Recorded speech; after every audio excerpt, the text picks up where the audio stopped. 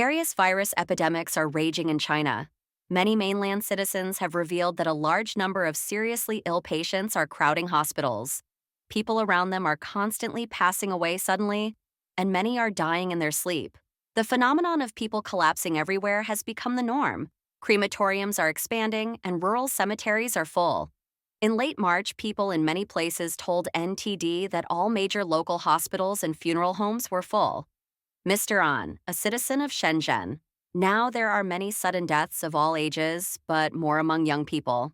I have seen several young people in their 20s and 30s who were usually healthy and had no symptoms, but suddenly collapsed. I don't know what the problem is, they just trembled and fell to the ground. Walking on the street, I saw people collapsing. Citizens in Changsha, Hunan also revealed that the phenomenon of falling down everywhere is increasing. Mr. Li, a resident of Changsha, Hunan. I know two people who passed away in their 40s and 50s. They suddenly had cerebral thrombosis and cerebral infarction. They were in good health but just fell to the ground. Many people in the hospital have this problem. It will not be reported and the doctor won't tell you the cause of death. Mr. Zhang, a resident of Nanyang, Henan, said that due to too many people passing away, the hospital was overcrowded and the funeral home and cemetery were expanding. Mr. Zhang. Our funeral home is quite busy, and the hospital is busy.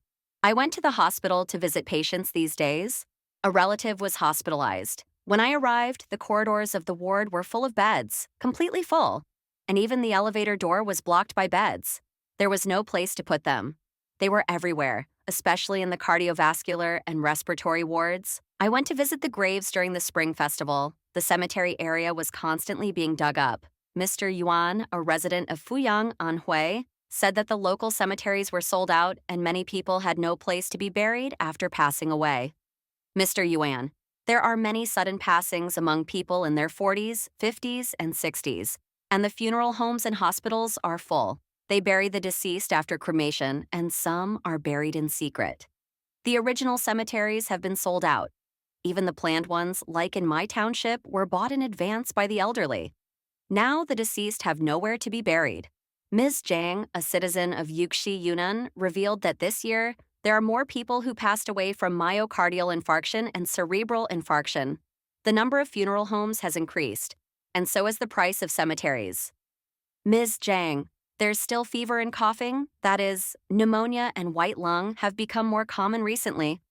I know two young people around 40 who suddenly had myocardial infarctions and cerebral infarctions without warning, and they passed away.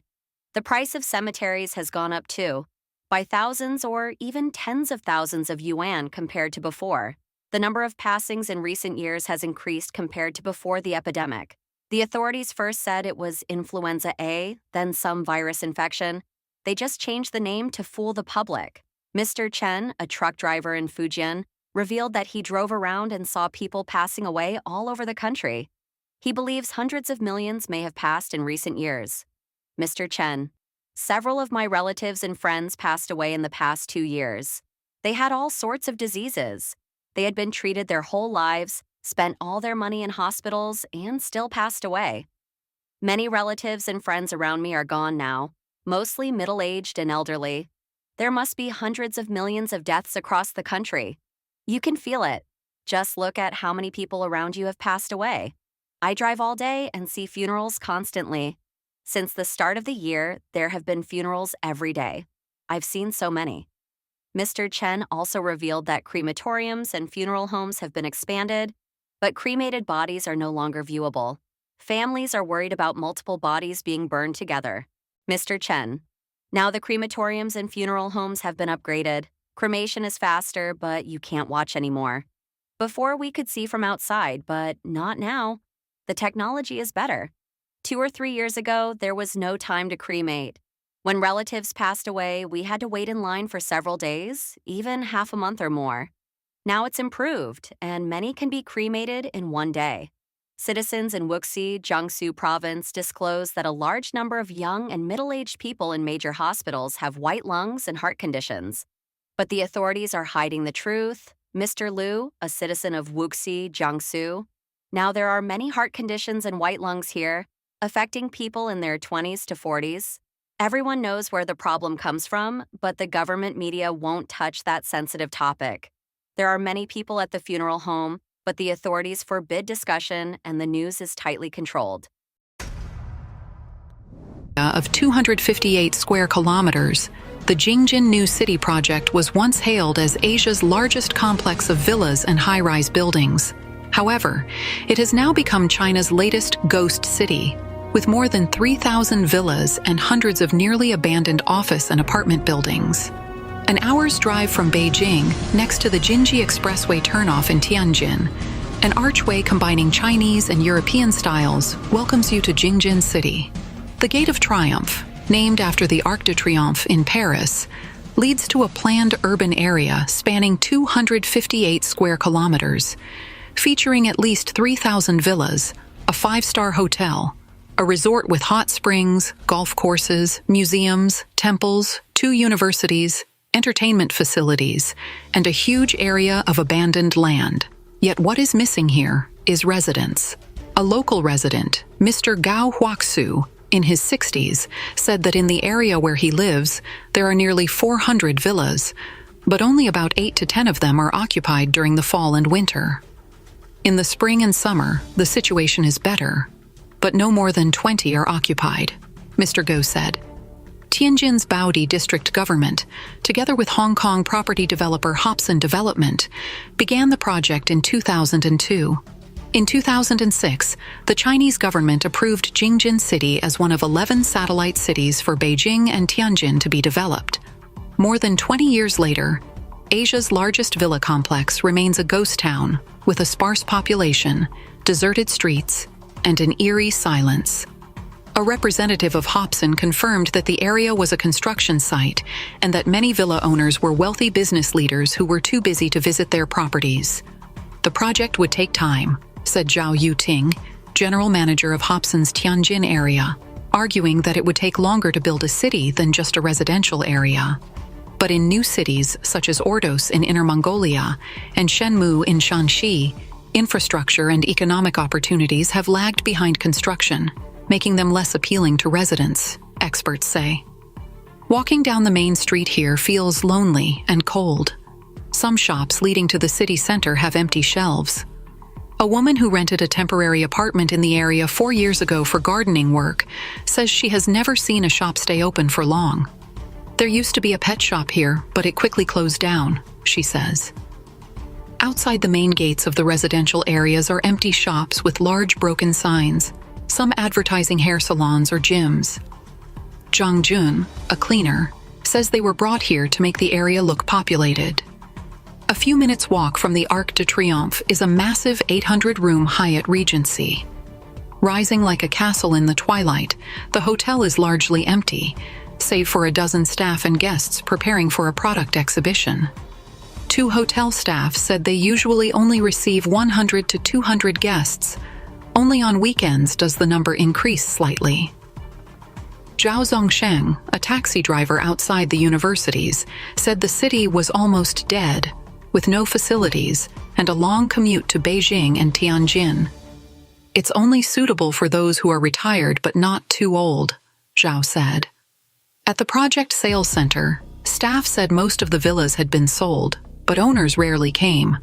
Half of the 53 square kilometer project has yet to be built, while another 4,000 villas are planned, said Yang Kang, a sales representative.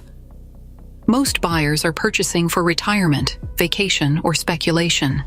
In the early years after the city was approved by the Chinese government, amid great public interest, the Baodi government announced plans to expand the city to 258 square kilometers, equivalent to the size of central Tianjin. Hobson Development has poured more than 20 billion yuan into the project, according to Time Weekly. Zhao said at least 1,000 villas have been sold, with occupancy rates rising by 10 to 15% last year. However, most of the owners are government officials or senior leaders who rarely visit, leaving few properties occupied, and the streets remain deserted. In a revised plan released late last year, the Baodi government abandoned plans to expand the project to 258 square kilometers, claiming that only 53 square kilometers had been planned. According to a study by China's National Development and Reform Commission, there is at least one such project in every city in China's 12 provinces and autonomous regions. Compared to the ever-expanding districts in China's major cities, these empty urban areas lack businesses, and residents are discouraged from moving there due to limited job opportunities and poor infrastructure. Area adjacent to the villa complex. The neighborhood was empty when we arrived. We asked a local worker about it, and he explained that only a few people have moved in over the years. This area is called Xi'an Health Town. According to real estate listings, multiple communities are planned here, with a total of 10,083 homes, including numerous townhouses, small high-rise buildings, and taller apartment complexes. From an aerial view, the neighborhoods are densely clustered. The townhouse area we saw earlier is considered high-end, consisting of 26 townhouses that can accommodate 531 households. A real estate agent mentioned that the lack of ventilation is a major reason for the low occupancy. She added that Chinese cooking requires gas, as cooking with electricity doesn't provide the same results. However, the issue extends beyond gas. The area lacks adequate facilities. Only kindergartens exist, with no primary or secondary schools. The earliest communities here were built over a decade ago, yet there are no proper schools, making it difficult for families.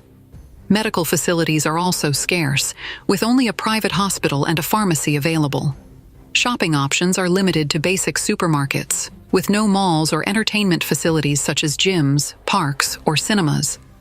This lack of amenities makes it unappealing for residents to live here.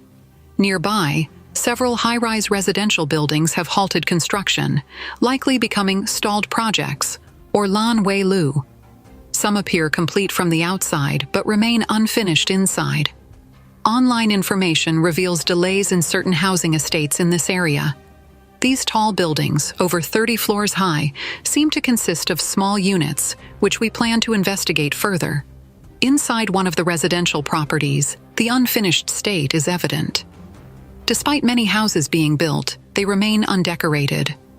From the windows, you can see the surrounding neighborhoods, including a villa community with row villas over 200 square meters in size, priced at just over 3,000 yuan per square meter. Some are still up for sale.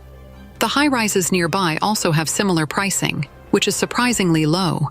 The units are mostly small, with one-bedroom layouts, including a bathroom and kitchen, all in compact spaces.